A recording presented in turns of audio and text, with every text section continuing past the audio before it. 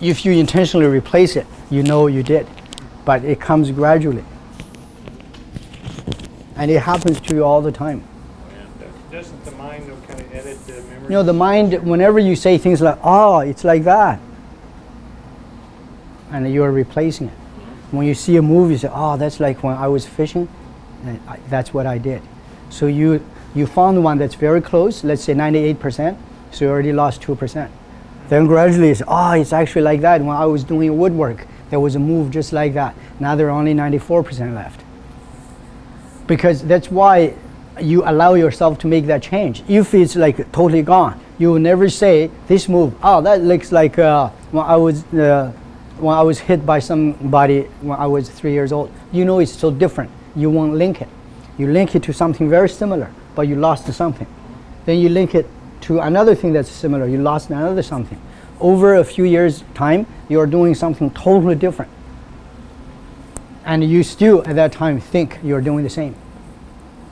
So the loss and the change is always very gradual. So at the very beginning, to lock onto something that's very clear, very visual, is very important. And not only that, you enforce it by doing exactly the same, regardless of whether there is meaning.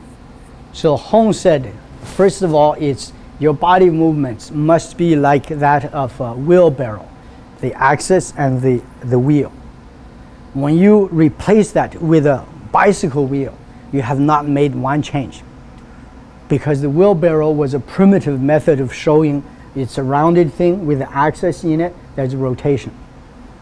But if you replace that with something that's not a rotation, then gradually the meaning is lost. So your replacement must be totally identical. It cannot be similar. It has to be identical. So if you believe the wheel is like this, you can put it sideways, like horizontal like this, spin it this way, like in the casino, that roulette. But it's still the same. So this is what we say capture the essence. You capture the essence of it's a real rotation.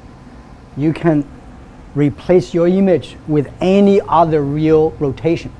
But once you change it into, you hold on to the wheel, see what happens. It feels like it pushes you. But then you say, oh yeah, it's like you're being pushed. Then it's totally lost. Because the feeling of being pushed from a wheel is not true to the characteristics of the wheel. It's just a wrong observation. But most of us always replace the real thing with something you thought was similar. And then it's all lost.